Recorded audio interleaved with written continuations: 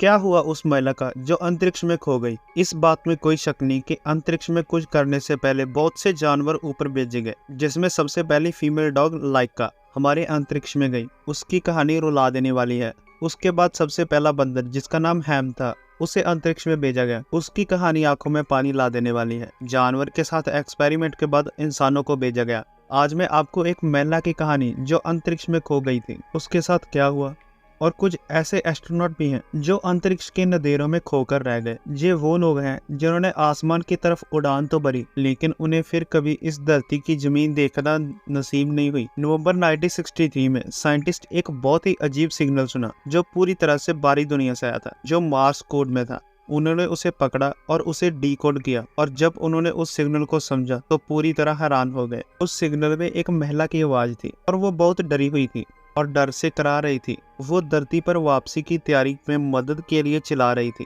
हम आपको असली सिग्नल भी सुना देते हैं।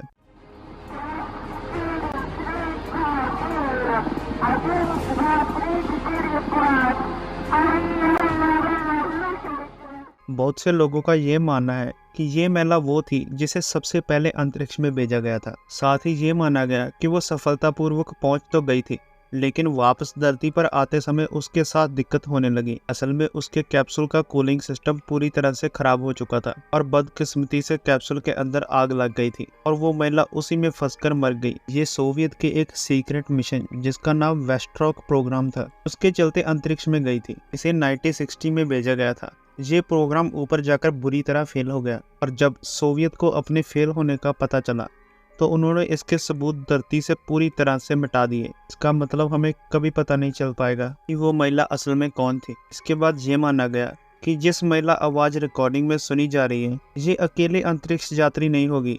इसके साथ कम से कम 2 और अंतरिक्ष यात्री जरूर होंगे। इसीलिए ये कोई नहीं जानता कि सोवियत के समय भेजे गए अंतरिक्ष यात्री आज भी बाहरी अंतरिक्ष में घूम रहे हैं, और हो सकता है अब तक ये सूरज के बहुत पास पहुंच गए हों और जल भी गए हों।